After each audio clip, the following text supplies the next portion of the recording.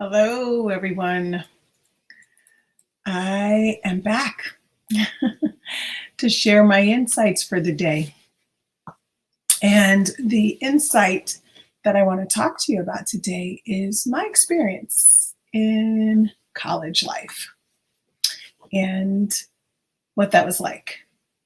So, I graduated at 17 years old and I went off to school in Texas.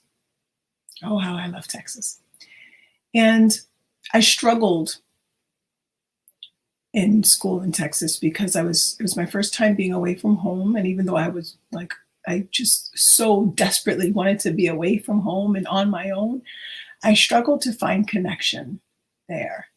And it was a challenge for me because I really loved being with my coaches, because I had some really, really amazing coaches. And for me, that's what I was there for, right? But I struggled to find friends that I felt I deeply connected with. Even though I had some that I really love, I still love them to this day. It just, there was a disconnect. It wasn't the level of connection that I needed at that point in that moment in my life. And so I was homesick. And so I decided to transfer schools. And my boyfriend at the time lived in another state. And so, even though I knew that I would never go to school where he went to school, I decided to move to the state where his school was because I thought maybe that would make it easier. And so, I spent the summer there, getting my credits to transfer. And then I went off to my next university, Auburn University. And I met some amazing women there who I got to run with, and we accomplished some great things. But I never really actually found myself there either. I always felt lost and disconnected. And it was because I didn't know what I wanted to do with my life. I just knew that I was supposed to be in college. And because I was a scholarship student athlete, it made it easier because I got to run and I loved running. But there came a time when I didn't love running anymore and I couldn't tell anybody.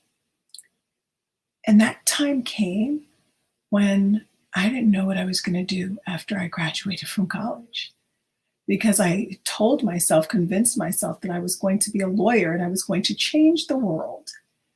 And I was going to go and be, at that time, I thought I was going to be the first African American senator in Congress, the US Congress.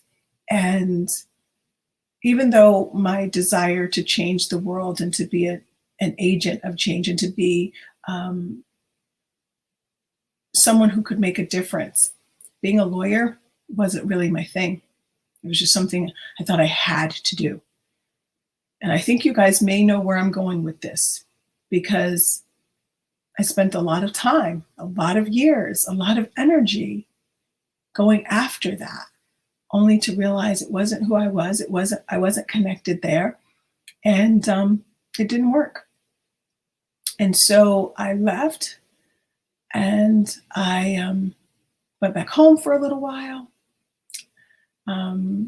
There were some things that happened in between then, but then I went home for a little while and I worked. But then I got uneasy because that wasn't still my life, right?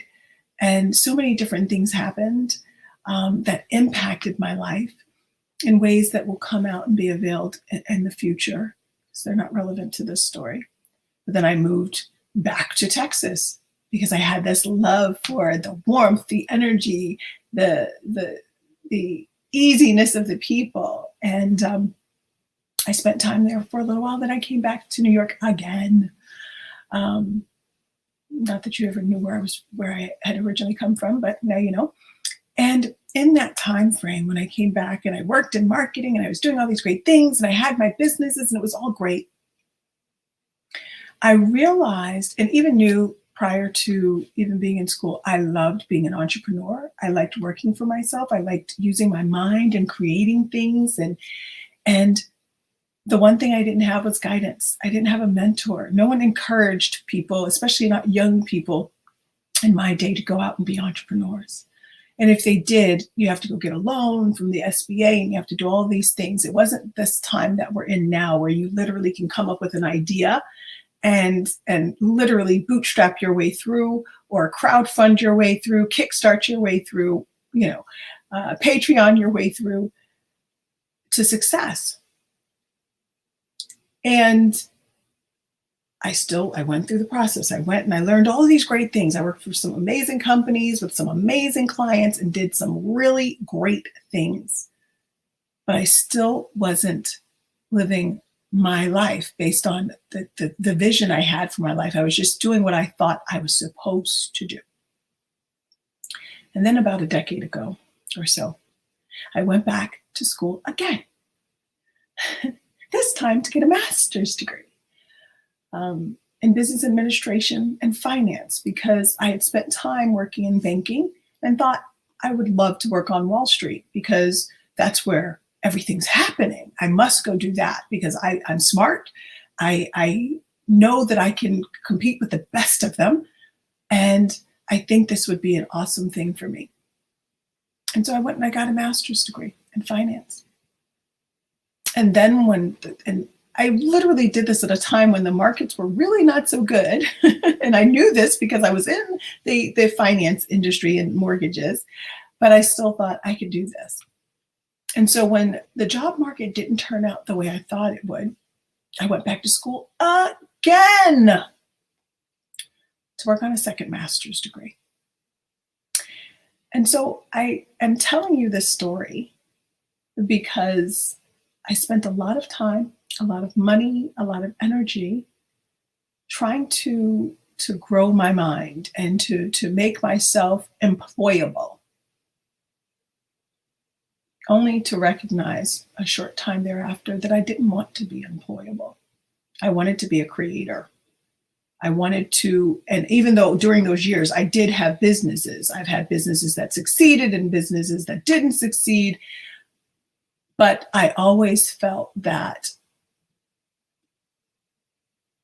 it made more sense to have security, even though the security never really worked for me. It never did. I've always had businesses. I've been in business one way or another for over 2.5 decades. But I felt like if I had these credentials, somehow it would make me something else. They're great credentials. I brought out tonight, I brought out all my books, intermediate accounting, financial accounting, all the finance, forensic accounting, all of these things. Some I don't even have there. But it was a great experience. I get to check those boxes off that I experienced these amazing things in graduate school, and I have all this knowledge in my head. And yes, it does play its role here and there because of how I apply it. But at the core, I hire CPAs. I hire accountants. I hire CFOs.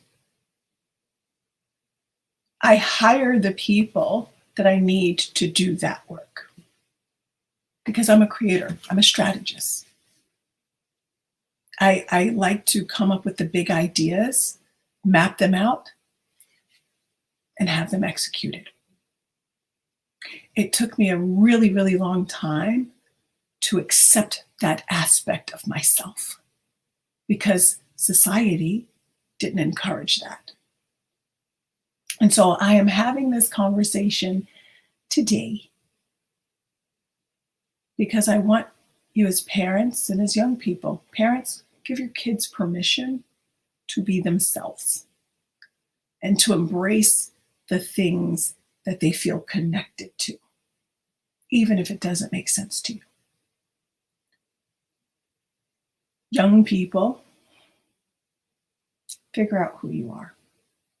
First and foremost, what you love, what drives you, what you could do every day of your life and never get paid a dime, but you would do it all day long without question.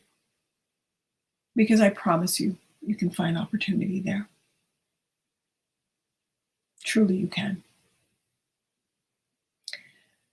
And so this is not a bash on education like going to college, but it's a viewpoint to look from the other side. You can always go to college, always, if it's for you.